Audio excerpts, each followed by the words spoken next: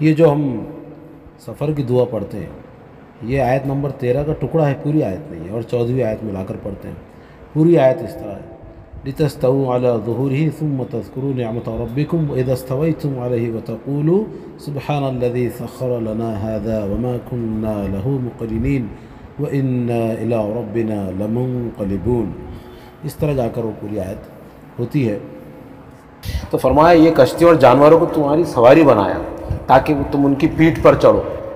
پیٹھ پر تو آدمی گھوڑے کی چڑھتا، اور جب ان پر بیٹھو تو اپنے رب کا احسان یاد کرو۔ کشتی کا لفظ بھی ساتھ میں آ گا، ذرا کشتی کو پیٹھ نہیں رہتی لیکن سواری کے مفہوم میں لیا جا سکتا ہے۔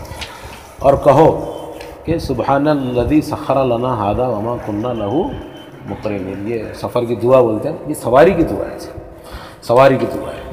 اور یہ اس میں جو پشت پر بیٹھنے کا جو ہے نا، ظہور ہی گھوڑے کی پیٹھ پر بیٹھتے تھے لوگ، تو گھوڑے کی پیٹھ پہ بیٹھنے کا خاص طور سے ذکر اس لیے بھی کرا کہ جب آدمی گھوڑے پہ بیٹھتا تو جب عام لوگوں سے گزرتا گھوڑا، تو عام پیدل چلنے والوں کو دیکھ کے ایک تفوق، برتری کا احساس پیدا ہوا۔ خاص طور سے جو تنگ ظرف لوگ رہتے، کم ظرف، ہلکے قسم کے، تو وہ اور زیادہ اکڑ جاتے۔ اور گھوڑا کا اطراء کے چلتا دیکھیں گے تو فخر سے چلتا، فخر گھوڑے کے لیے خاص لفظ ہے، تو اس پہ بیٹھنے والا بھی وہ ایک فخر اور اطراء کا اس کے اندر ایک چیز پیدا ہو سکتی، یعنی ہر ایک میں نہیں ہوتی۔ اللہ کے بندے میں رسول اللہ صلی اللہ علیہ وسلم تو اس عاجزی سے داخل ہوئے مکے میں کہ آپ کی ٹھڈی جو ہے اونٹ کی پیٹھ کو لگ رہی تھی، اتنا جھک کے داخل۔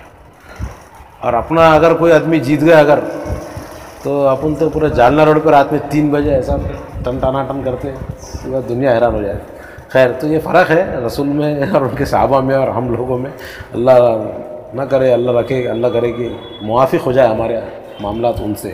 تو فرمایا جب اس پہ بیٹھے تو رب کا احسان یاد کرو، یہ تمہاری کوئی خصوصیت نہیں ہے، یہ رب کا احسان ہے کہ تم بڑے بڑے جانوروں کو بھی قابو میں کر لیتے اور ان پہ ہاتھی کی سواری کر لیتے، جنگلی ہاتھی کو تم پالتو بنا لیتے، یہ اللہ کی نشانی نہیں تو اور کیا ہے نا۔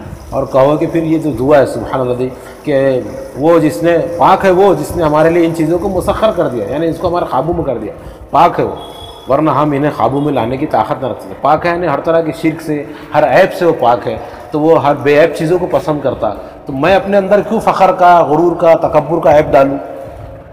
وہ پاک ہے میرا رب، تو میں بھی پاک بندہ بن کے اس کے پاس جاؤں، یاد رکھنا چاہیے۔ اور انہیں قابو میں لانے کی ہم طاقت نہیں رکھتے تھے، یہ تو اللہ نے سکھایا، اللہ نے ہم کی تسخیر کی صلاحیت دی، تو ہم اس کو قابو میں لائے اور ہم اس پہ بیٹھ سکتے ہیں۔ اور آگے کیا ہے، وَإِنَّا إِلَىٰ رَبِّنَا لَمُنقَلِبُونَ، اور ایک روز ہمیں اپنے رب کی طرف پلٹنا ہے۔ میں نے بتایا کہ تم سواری کر رہے ہو، تم اپنی منزل کو ایک شہر سے دوسرے شہر جا رہے ہو، اس میں بھی تم نے یہ سوچنا کہ ایک دن ہم کو ہماری اصلی منزل آخرت میں جانا ہے، یعنی ایک سواری بھی تم کو آخرت کی یاد دلانے والی ہونا چاہیے، ایک سواری سے بھی ہم کو آخرت کا سبق لینا چاہیے۔